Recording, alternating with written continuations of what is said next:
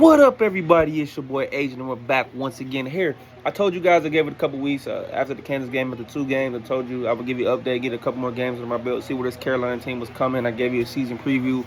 We talked about what I thought the strengths, the weaknesses of this team are, where they are coming in the season, where they're at, and even after these couple games, the opener, and then against Kansas, where they almost got a win. And the strengths there, the weaknesses have even been worse than what we thought.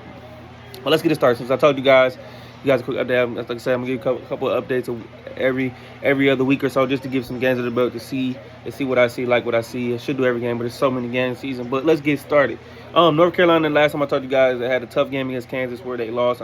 They blew the game, could have won. They went to Hawaii, beat Hawaii. They played in the Maui tournament where they ended up ultimately finishing 1-2. Yes, they came back from 21 points down to Dayton, beat them, and then they eventually lost to Auburn, who eventually won the Maui tournament, and then they lost a heartbreak against Michigan State in overtime where they had the game in hand and they just could not finish the game out. So they finished 1-2. Then let's fast forward to this week. I was gonna do a video right before, but I wanted to wait till after the game.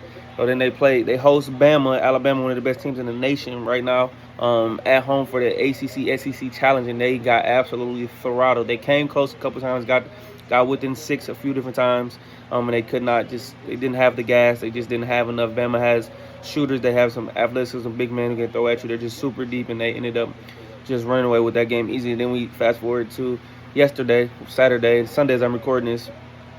December 8th as I'm recording this, but yesterday, December 7th, they hosted Georgia Tech for the first ACC game, and then they did come on top, 68-65. I think they're better than Georgia Tech, but this goes to show you that the ACC is a down conference, so it's good to get out to a good start. They're going to need it to get plenty of wins, because I think this ACC is not good this year. And as you said, like I said, they played in the ACC SEC Challenge, and that being said, 14-2 for the ACC. That tells you the strength, and that's the best college basketball conference right now. It's crazy because they already are dominant in football as well. But North Carolina did what they need to do. Their next game is next Saturday against LaSalle, who's not a good team right now. So they're sitting at 5-4 right now.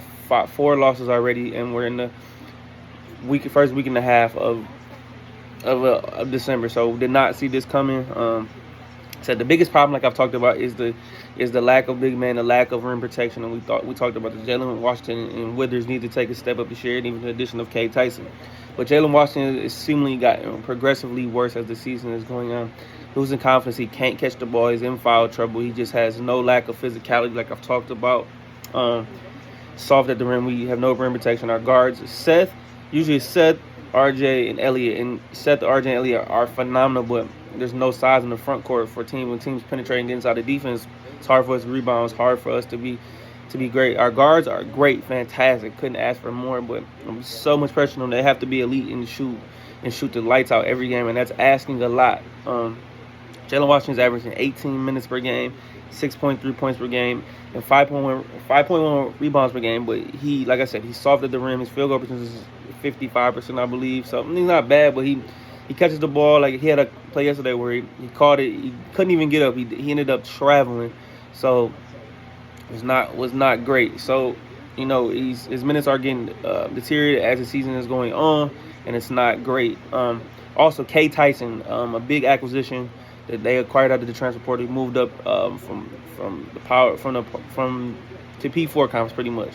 And he was good last season. Shot the ball well from 3. Was physical, but it has been abysmal. He's averaging 8 minutes per game, shooting 36% from the field, 26.7% from 3. 3-point was supposed to be his strength coming up to Carolina. He's averaging a whopping 2.7 points per game.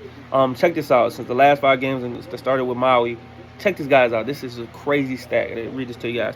He has a total of 18 minutes, 3 rebounds, 1 steal, 2 points. It's just looking like he's not ready for prime time, man. You can tell Hubers doesn't want to play him there. He's almost unplayable. So it's been one of the biggest busts and one of the biggest disappointments thus far. I know we're 9 games into the season, but it's a big enough sample size to show me. Huber doesn't even want to get him out there and play him minutes. Ty Claude, he came in. Huber tried to switch it up, but it didn't really give anything. James Brown, he's only played in 4 games right now. He's 6'10", but I don't think Huber doesn't trust him. I don't think he's physically developed. Maybe he redshirts. I don't know. It's not there. Van Allen, moving my boy. He's been the best consistent big man for Carolina right now. But also, the dirty secret about this team is Seth Trimble. Yes, coming back. He entered the portal, but ended up coming back. He has been Carolina's best player. He's averaging 16 points per game, shooting 84% from the free throw line, over 50% from the field, and 50% from three. And it's been efficient, consistent, and not only that, he is our best defender. Yes, he's physical. He brings it. He's improved his game tremendously from a freshman where he could not shoot the basketball to now he's becoming the best player on this Carolina team. I know RJ Davis came back, but he's averaging 18 points a game, but the efficiency is just not there with RJ Davis. He's shooting 35% from the field, 26%, I believe, from three. It's not been efficient. Elliott is aggressive times, he's not. But like I talked about, we have guards. RJ and Elliott are 6 feet, 6'1" maybe. Seth 6'3".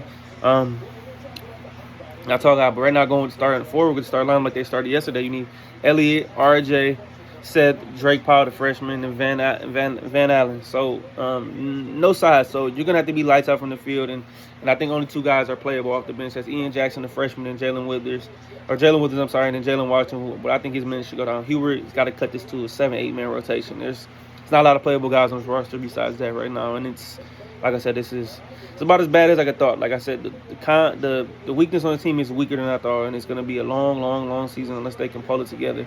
Like I said, their next game is against LaSalle, which I think they'll beat. I think they're in Atlantic 10, so not a great team, but we'll see what happens. We got a long season to go, but so far not up to the start that I hope it would be. Maybe they can improve, maybe some improvement, but I just don't see it. The guards, like I said, they're going to have to be phenomenal. So I just want to give you guys a quick update, my thoughts on what I think. So, hey, so we're Adrian. Appreciate the love. Like, subscribe to this video. Follow my Twitter at Keeping the Score. Don't forget to show all the love, and I appreciate it. Everybody have a great day. It's your boy Adrian, and I'm out.